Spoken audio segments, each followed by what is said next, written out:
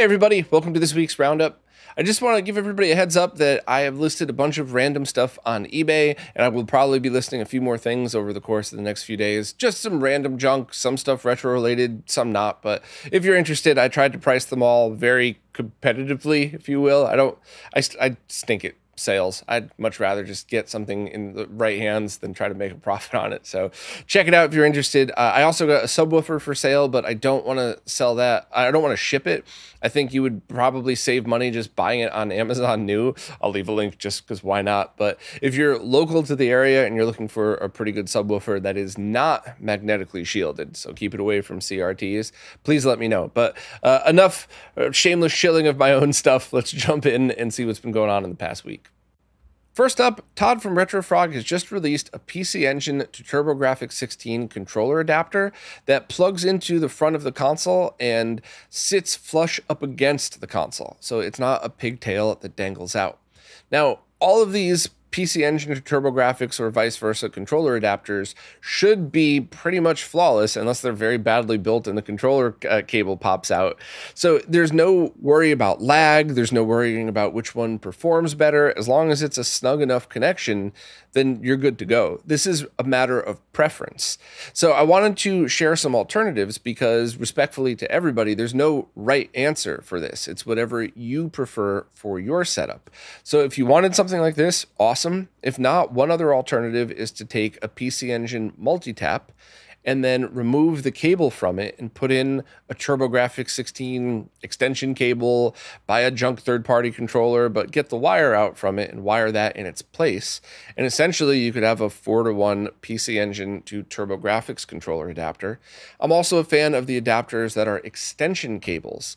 So I sit just far enough away so that most of my controllers don't have extra slack on it. So I do like having extension cables for those controllers.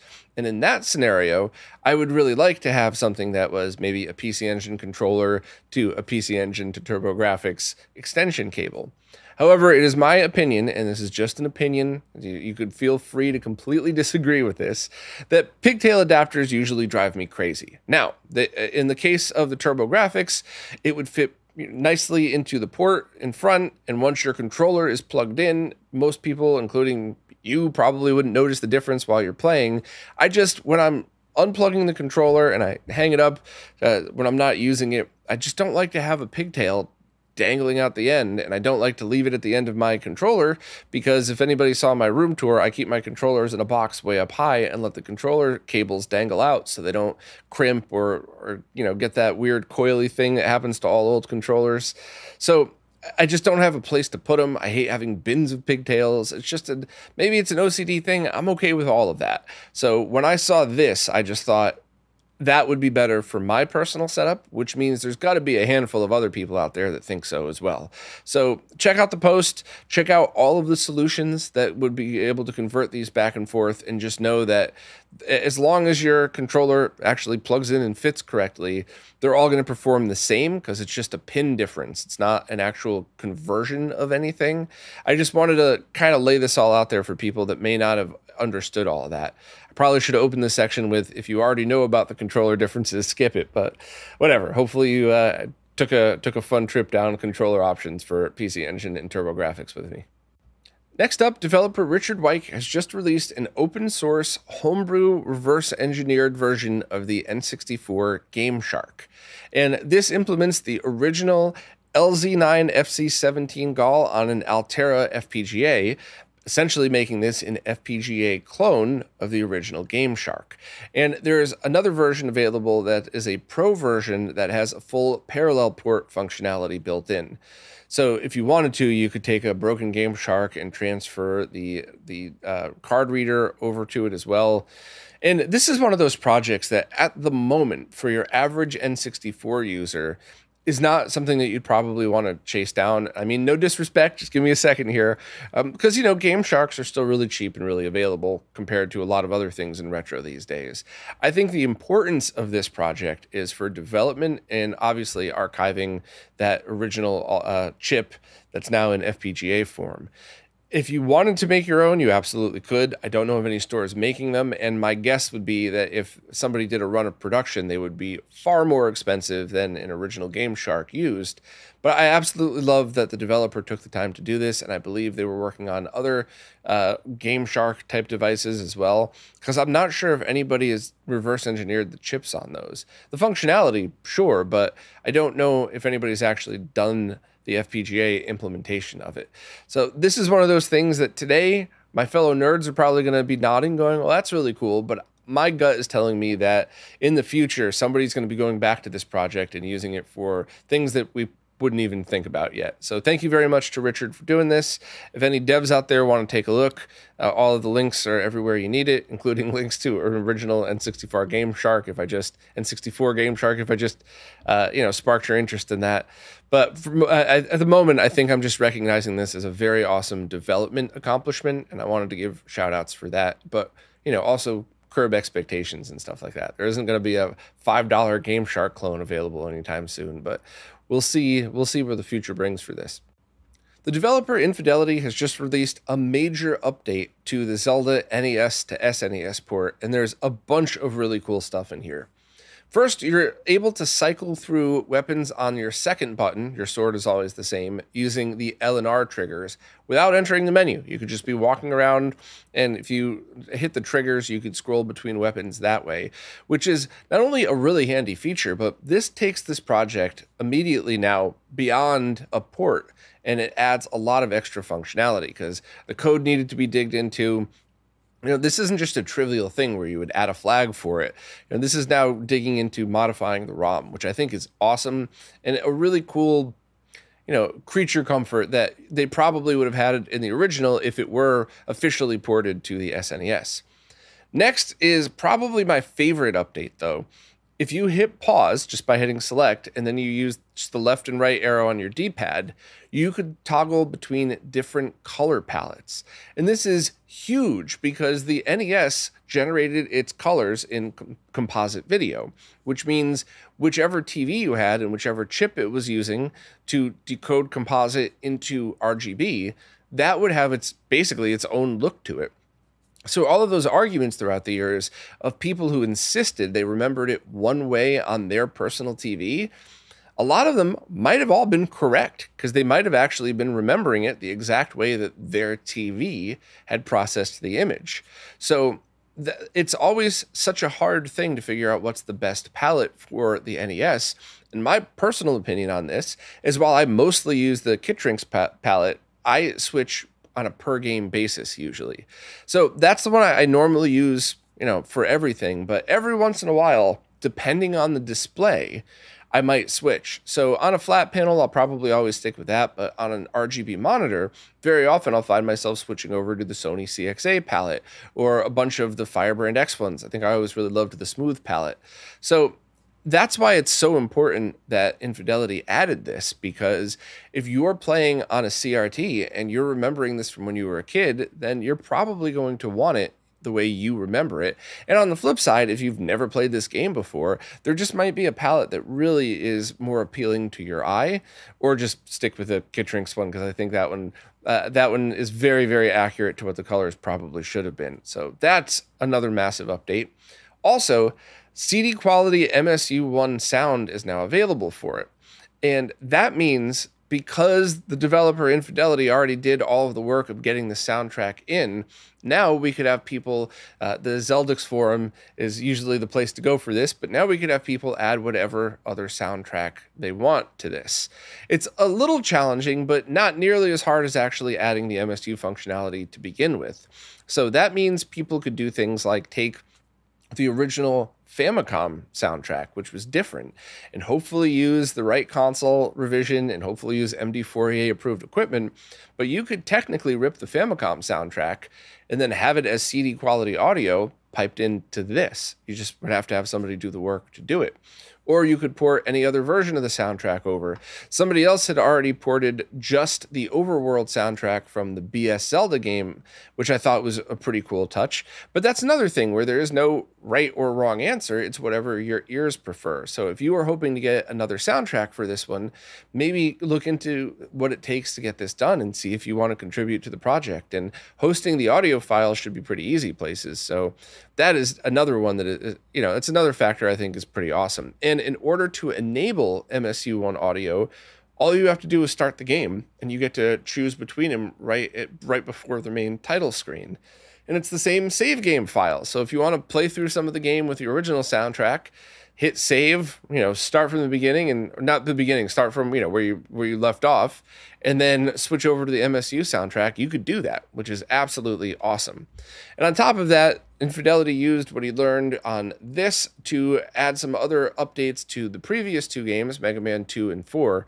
So this is really just, I keep trying to politely remind people that if you want more stuff like this, we have to support the developers. We have to make sure to, put our money where our mouth is, if you will. And stuff like this really makes me feel like my Patreon money is well spent, because I was happy with just the release that I live streamed. But now with all of this extra stuff, it's just like all I could see is what comes next. And while I would love to see more conversions, I would also love to see other people pick up the slack and start doing some other bigger scoped projects. And one of them that I think would be amazing, and it's going to be a ton of work, so if nobody does it, I don't blame them, but I would love to see BS Zelda's graphics and map ported over to this, and maybe even have the ability to press Y and bring up, or X or Y and bring up a map, just like in A Link to the Past, but with the original Zelda map, or, the BS Zelda version of it. That's a massive undertaking, though. It's like a full game rewrite. It's probably take a year to do, but I'm just saying, now that the groundwork is here, that is way more of a possibility than it was before. The only other way you'd be able to do it before is just to continue working on BS Zelda to use the A Link to the Past engine, whereas this is using the original Zelda engine to run it. So there's so much potential for what could be done next on this. So I just hope that we see more of these. I hope that we see people jump on and really check out what it is that is being done here and what they could do to these now that it's out. So if you want more info, I have some examples of the color palette differences here. Just click on them for full-size views, and you can see the very, very large difference between some of these palettes. I mean, it's pretty massive. Even if you're slightly colorblind like I am, you could still see massive differences between these. So, check that out if you're interested. Also, if you're not familiar with what these are and you're wondering why would anybody go from NES to SNES, I talked about that last time. I don't want to ramble anymore, so I left a link to the discussion from last time. And if you want to see this port in action, I have my full live stream here of it linked. So just thanks very much to all of you for sticking with this and for understanding how awesome this is. And of course, thanks to Infidelity for doing this, because what an awesome way to play Zelda now. Next up, Cable Maker FIDE is now selling an S-Video adapter that's compatible with JVC RGB monitors, CRT monitors obviously, that have a very specific 7-pin YC input. So it essentially just takes S-Video over a different connector. So FIDE has made just a pigtail adapter cable for it. The price is $30 plus shipping, and it's my very strong opinion that if you have one of these JVC monitors and it doesn't have RGB inputs, this is a very, very large upgrade. I think the general consensus from everybody is that going from composite to S-Video is a much bigger step up in sharpness than S-Video to RGB. Obviously, if you have RGB inputs, go with that, but unless your console doesn't support it. If you want to use an unmodded 3DO, a CDI, a VCR that has S-Video output, this is definitely something that you should get. Now, the model that FIDE has listed is TM-1500 PS, but I'm 99.9% sure that any JVC monitor that has the same ports that I have pictured right here in the post, it would work with. Just make sure to set the switch to 75 ohm and not open. That way it terminates it, otherwise it would be way too bright. Unless you want to use this as a loop through, and buy 2 of these adapters and have S-Video going into this and then out of this into something else for either a flat panel or a streamer, so that way you don't need a powered splitter, then you would set that to open. That would be totally cool. However, you would need a different output cable.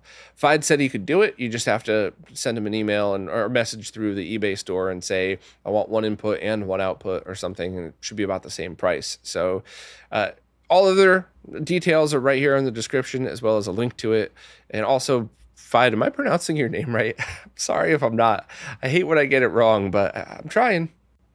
Humble Bazooka has just released a 3D printed shell for Crix's EDFX, which is that absolutely awesome AV adapter that plugs into any TurboGrafx or PC Engine console that has the pins in the back. The price is $15 plus shipping, and you could choose your color scheme based on which console you have.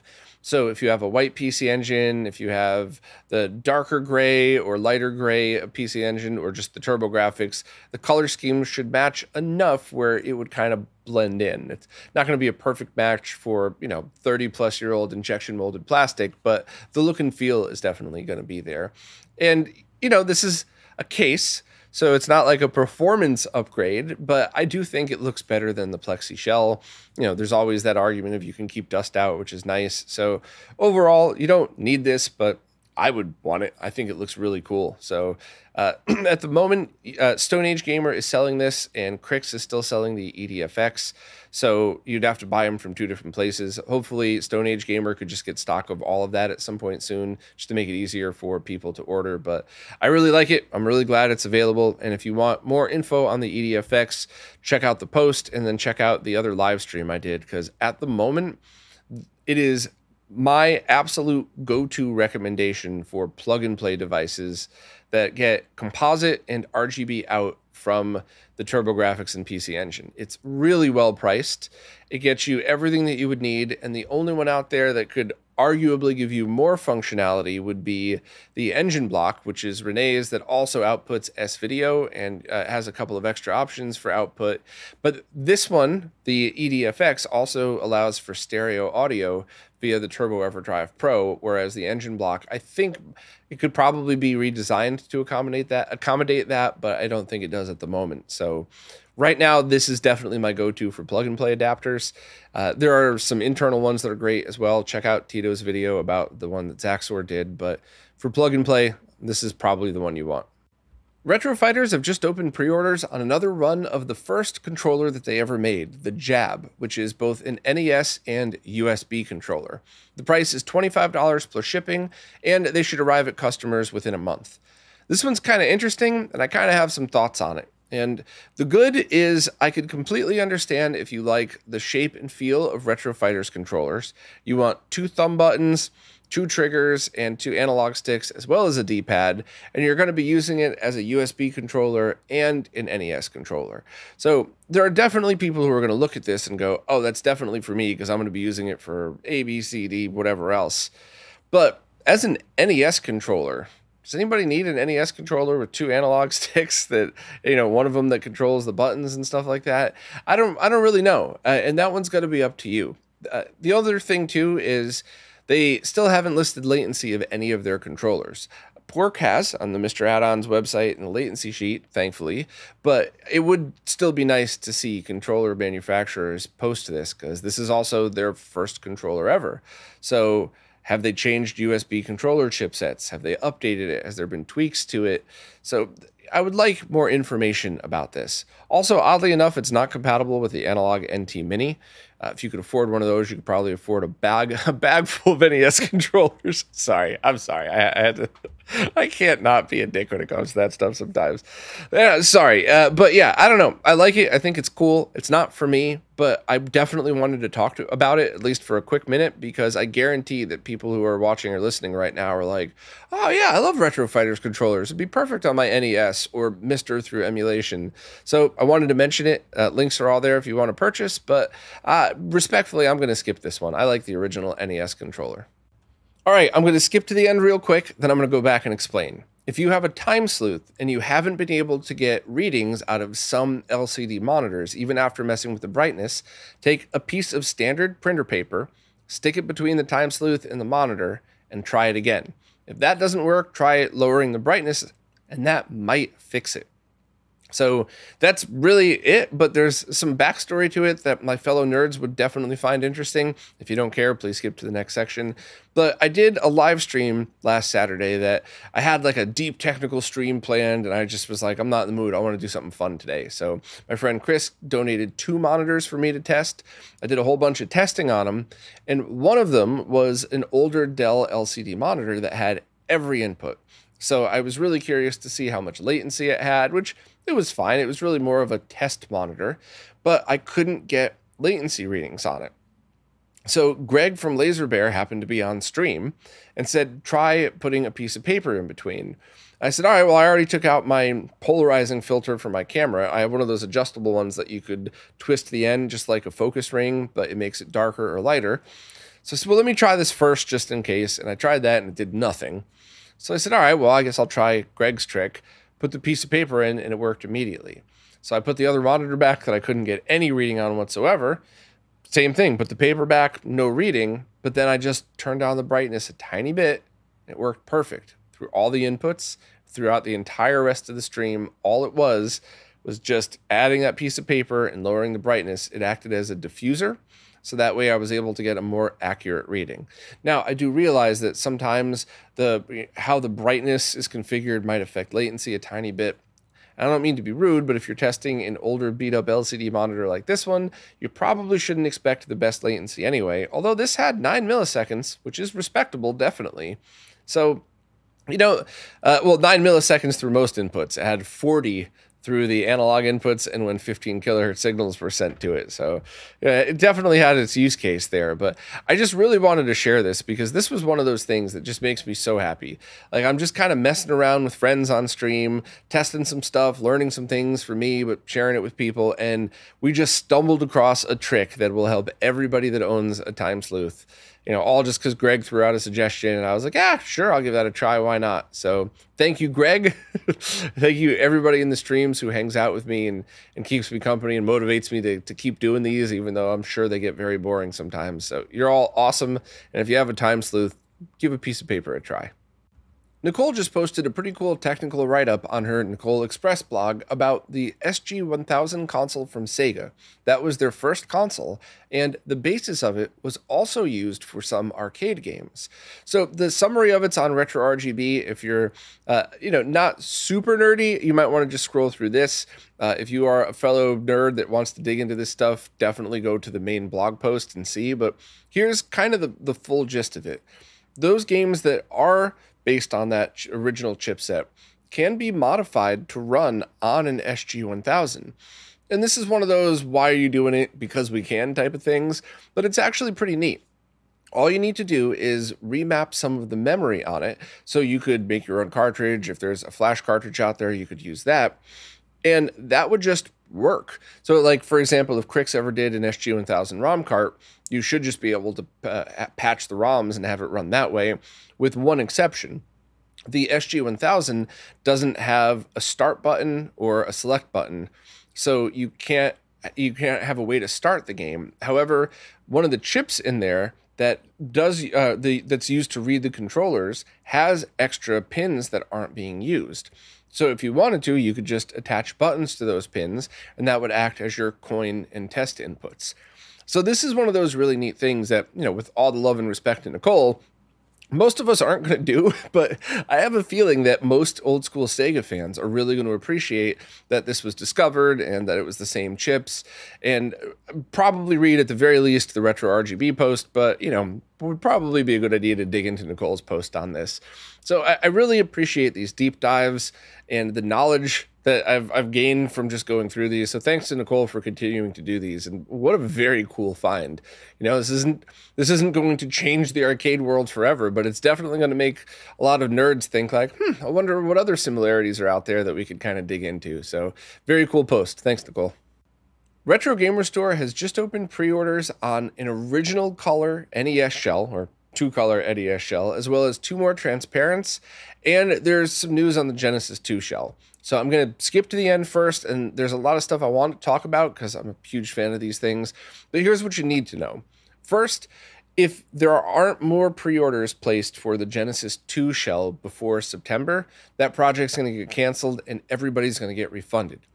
Everyone will be refunded all of their money. I want to be very clear about that. So as Retro Gamer Store has always said, these things have to have a minimum order in order for it to actually happen. And if not, then the whole project has to be canceled. So I always say we have to vote with our dollars, or wherever you live, whatever your money's called. Because, you know, it's one thing to show interest in these, but it's another to not actually buy them. And if we don't want it, that's fine. That's okay. I'm not like shaming the community for not buying these. But if you are on the fence about it, if you're like, yeah, I definitely want one, but I'll wait till they're in stock, or, oh, I don't know, maybe I'll wait till next month, definitely step up to the plate and buy it to see if we can get to the minimum order quantity. And if not, then that's fine. That just means not a lot of people wanted it, not enough to generate interest. So that's cool too. But if you are on the fence, definitely step up the plate right now. On to the NES side of things. The single biggest complaint I have ever heard about Retro Gamer Store shells is that they look great, but I want the original. I love the way the original console looks. I love the look and feel. Can they make some of those? And Martin has decided, yeah, let's try this with the NES shell. Two-tone, just like the original toaster. The only real difference is it's not going to have the lettering, because obviously the name Nintendo is an intellectual property, so we'll need to have some creative members of the community, local to everybody, local to your own country, make those. That way nothing's crossing into borders with somebody else's name on it. And there is already a notch in back to make it very easy to cut out for an SNES multi-out should you want to install an NES RGB into it. But other than that, it is exactly like the original, and I think that's absolutely awesome, and I hope so many people pre-order this, because I would love to see these for all original colors for all of the other shells that they make as well. So definitely, once again, if you want one of these, put your money where your mouth is, because we need to get these made so that we could also get them for the others. I'm not going to go on a rant this time about why they're worth the money they are. Please just check out any other podcast I've done where I talked about Retro Gamer Store. They're not cheap, but they're not overpriced. You get exactly what you pay for with these. Now, there's also a clear purple, or transparent purple and transparent red available, and I'll talk about those in a bit, but that's it. That's what you need to know about these. 3 new shells of NES shells available. Pre-order if you want, and get the Genesis 2 shells pre-orders in now, or they probably won't happen. But to talk just a little bit more about this, I did a live stream with Russ Lyman, who is a friend of mine who also does very beautiful paint jobs on these. I've featured Russ's work a few times before. I've certainly tweeted about him and stuff like that. But I wanted him here to talk about these shells with me and to get his opinions on what you could do with them and show off some of his other work. And we kind of went through all of them, and the new smoke transparent that Retro Gamer Store opened pre-orders for a while back looked absolutely beautiful. Once again, I couldn't tell which one I liked better, just the clear or the smoke clear. But they also sent the transparent purple one, and just like with the SNES, I loved it. I was so surprised. I didn't think I would like it. I'm not really a purple guy. I like blue and black. Obviously, I've worn the same style black shirt every podcast for the past 10 years.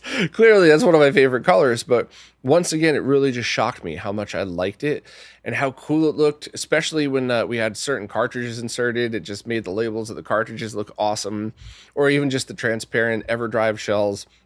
So that was very, very impressive. And the other one that we tested was an all-white ABS plastic version.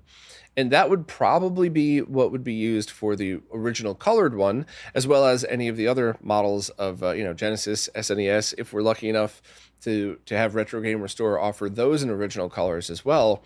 And both types of plastic felt really high quality. No squishy, bendy junk here. These were solidly built, but it did actually kind of feel a little more like original plastics. So it's a perfect fit for the paint colors, or maybe not paint colors, the plastic dye colors. Sorry, please nobody think these are painted. They're not painted.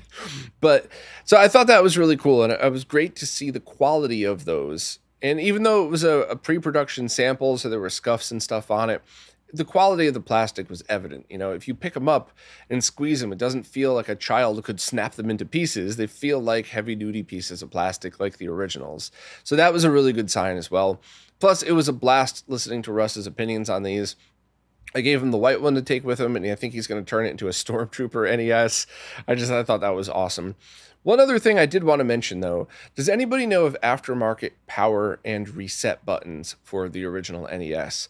Because when we did some of these demos, we kind of noticed that if you have an all-clear shell, or any kind of the transparent and black buttons, but gray, or black controller inputs, but gray buttons. Wow, I'm sharp today, huh? It looked cool still, but we wondered how it would look in all black. And somebody in the chat even mentioned that the original NES Zelda commercial showed an NES with black buttons and red lettering. So it would be very awesome if somebody made those available, even if they were painted with stickers or something like that. If they were well done, I think that would be really cool. So does anybody know anything about those? Retro Gamer Store said they'd look into them, but if there's something already out there, maybe we could paint those and just see how they look with the rest of it. But either way, thanks to Russ, thanks to Retro Gamer Store, and thanks to everybody who wants to pre-order these, because I really would love to see these become a thing and really make both the transparent and the original color shells available. Now it's time for this week's Mr. Updates, care of Lou from Lou's Retro Source. As usual, I'm going to just skim right through these, and if you hear of anything that piques your interest, please check out Lou's video where you'll find a lot more details, visual examples, etc.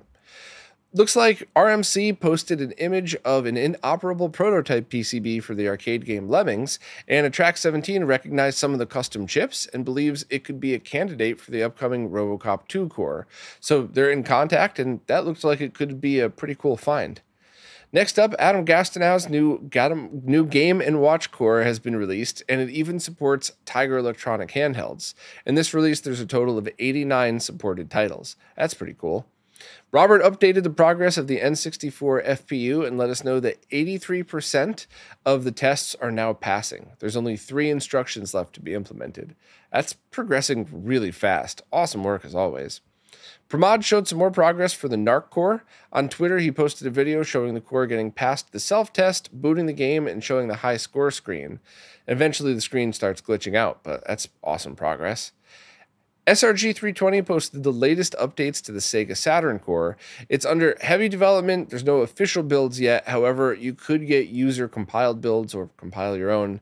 And there's a bunch of different changes for the VDP1, a fix for the VDP2, and a fix for the CPU as well. So that's pretty awesome. I can't wait to try out a fully functional Saturn core. No rush on that. Just expressing how excited I am to give that a try.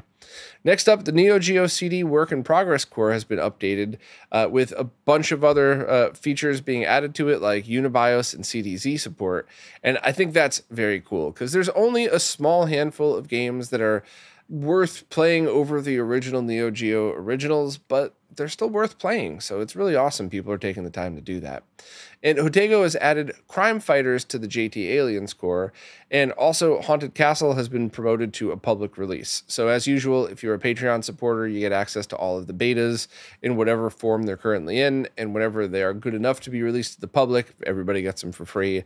Not everybody likes that business model. I wholeheartedly support it. It's just my opinion. So I think that's absolutely awesome. And I finally got a chance to play Super Contra, and it was very cool being able to play that on the vertical arcade machine here. So thanks very much, Otego, for doing that. And especially, also, in the context of right now, thank you for Lou for doing all of these, because there's no way I could keep up with all of this, and it's so awesome to just have everything all in one place so I could know what's been going on in the Mr. community. So thanks again, Lou. Much appreciated.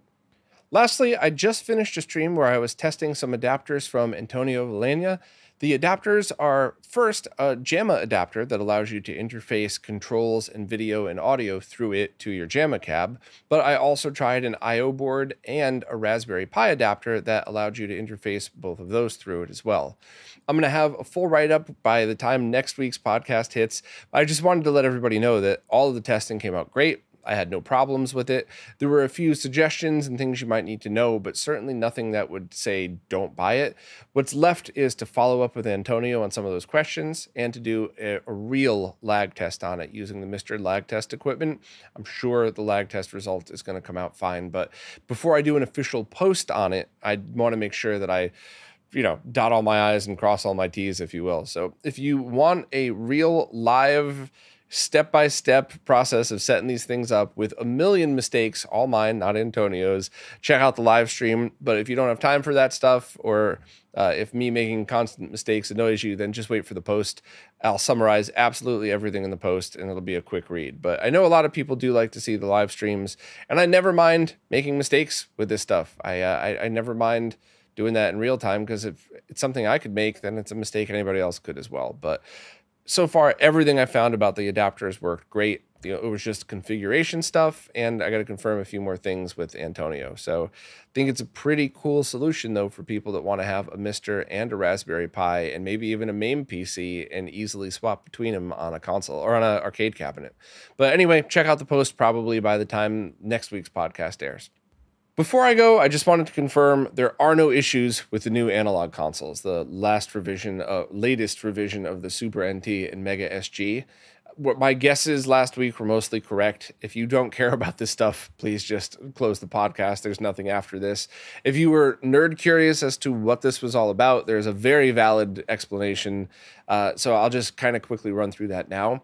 But this last run of these two consoles that were made that are shipping to customers right now, because of the part shortage, there had to be some hardware changes that didn't take any functionality away at all, but it requires different code to talk to this different hardware. So people were receiving their units, and the latest jailbreak firmwares weren't released yet. But they were never released on launch day for these, because whatever mysterious FPGA coder that is inside info but is definitely not coming from analog just hasn't gotten to it yet. So when people tried to put on the older firmware, it wasn't being allowed to. So then all of the rumors from the trolls started about how analog is locking their functionality and they're taking things away from you. And that's absolutely not true. You could, for all of the previous runs of consoles, you could put whatever firmware you want on there, new or old. You can't put an older firmware on this run because that firmware doesn't know that that newer hardware is there. So it would look for older hardware and crash. So that's why they don't let you put that firmware on. But let's just say there's 5 more firmwares released between now and next year. You could go between all of those up or down. That there's no locking down. It's just simply because the older code doesn't know that newer hardware or the changed hardware exists. So nobody's locking anything down. It's getting the same functionality as all the rest. It's not adding any functionality, but it should eventually get it. One other thing, I just want to make sure I get my naming correctly, because when OpenFPGA was released, a bunch of YouTubers called it a jailbreak, and it's very frustrating because that was not it. It's insulting to the OpenFPGA devs, and it's frustrating for talking about this stuff. But when we talked about jailbreaking, quote unquote jailbreaking in the context of analog consoles, the NT Mini had a jailbreak that had all of Kevin's cores available in it. That was part of the other reason why they justified the high cost. It wasn't just the overpriced all aluminum shell, which would have been an amazing price for a console if they made it cheaper without that, but you got all of that extra stuff with this wink wink nudge nudge, it wasn't us, here's all the cores Kevin made on it. But with the Super NT and the Mega SG, the jailbreak functionality only allowed you to use Genesis and SNES ROMs. And I believe with the SNES, you didn't even get special chip functionality. So most people probably ended up with a ROM card anyway for those. So that's what we mean by jailbreaking, just simply having the exact same functionality. There's no OpenFPGA on this. There's no OpenFPGA on the Duo, which I still think looks awesome, and I'm really looking forward to trying that out. But so basically, Analog did nothing wrong. And I know a lot of people think I don't like the company. It's not that. I'm extra hard on them because nobody else is. It seems like I'm the only one, but I'm also extra blunt when they do good things. And I'm just... maybe I'm missing something, but based on all the knowledge I have, they did everything right this time. Everything. And maybe this mysterious developer didn't get to the jailbreak as fast as people would have liked, but I'm 100% thinking that Analog did the right thing. They got the hardware out to customers. They didn't jack any prices up or anything. The premium shipping is still just as premium. There's no changes here. So great job on Analog's part. I'm hoping that the next line of products they come out with or have a new and fun functionality to them. But if you've bought that last run, you got nothing to worry about. But anyway, thank you to everybody who watches, listens, plays nicely in the comments, and especially people who support in absolutely any way possible, because it is you who is sponsoring this podcast, whether it's clicking on affiliate links or signing up for the monthly services, which are really what helps the most. It is you who is making all of this happen. So thank you all so much, and I'll see you next week.